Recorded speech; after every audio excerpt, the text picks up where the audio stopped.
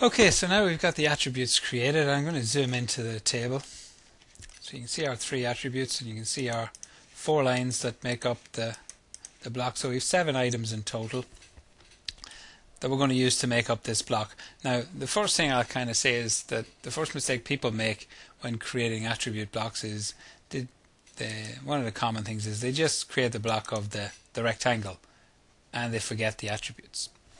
But when you're creating the block, it's important you include both the items, the lines, arcs, circles, whatever it is, make up the actual block, plus the attributes. So you have to include the attributes in the block when you're creating the block. So if you add attributes after, you'd have to edit the block and add the attributes in. But the attributes should be part of the block, so they should be saved along with the block, not separate to the block. So if I click on the create button up here, or B for block,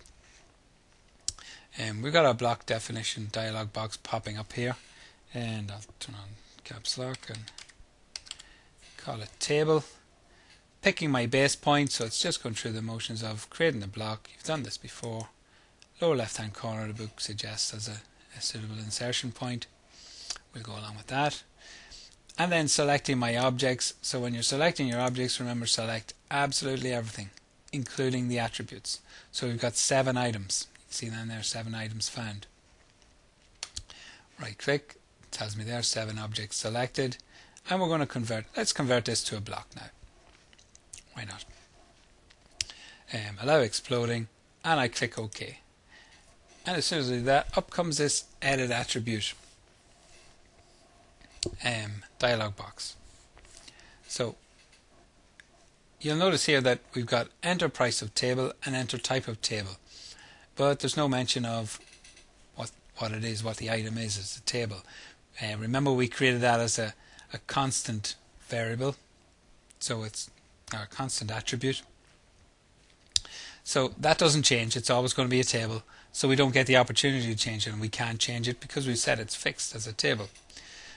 However, enter price of table we said could change, so we come along here at any stage and change this to, say we get it for €89 or whatever. Or we might change it back to €100. So whatever price you change, you can come in and change it here. Same with the enter type of table, it's teak. Maybe we get a cheaper version somewhere else. Plastic table for a tenner might do us. So yeah, you can change the material there at any stage, and you don't have to change it now. You can leave it for now, and you can change it later on. So I click OK.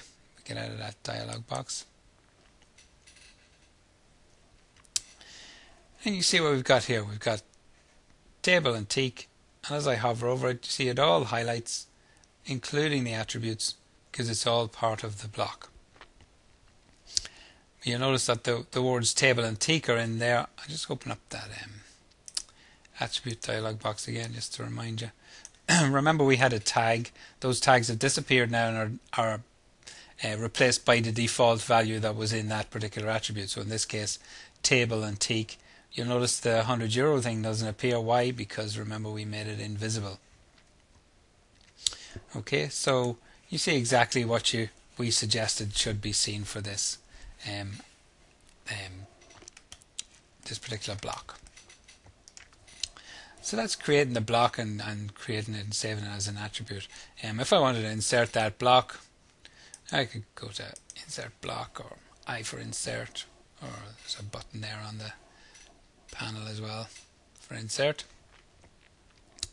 and table, and I click OK, and I can specify my start point. So in there, you notice the enter price of table, €100, comes up on screen this time, not that dialog box. Enter type of table, teak, and hit return, and then it pops. So the dialog box didn't pop up. So there's a system variable for that. Try and remember it. ATTDIA, I think it is. So the attribute dialog box display system variable is currently set to 0, and that's the default value, I think, on most of your systems. So you'll have to change that. If I change that to 1 to turn it on, now when I insert the block table and place it across there, you see the edit attribute box pops up. Now that's a better way to kind of do it than hitting return to each entry. If the dialog box pops up, and let's say you have a list, and you can see here you could have a couple of pages of items, so you might have something down here that you want to change, and that might be the only thing you want to change. If you're going through that list, you have to go through it until you get to the one you want to change. Keep hitting return. Whereas this one, you can just jump straight down. If it was down here, or let's say it was here, we can jump straight to teak and change that to oak. So we can jump straight to it instead of having to go through each item. Okay, so it's important you turn that one on. So ATTDIA, turn that on, and just remember that system variable as well. Okay, so if I click OK on that, we get that again. I'll just delete those two. Don't really want them there for now.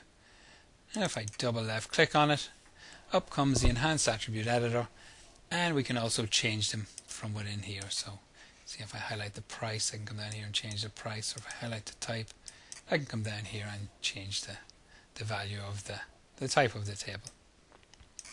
Okay, so that's creating our block and then inserting it again and modifying the values.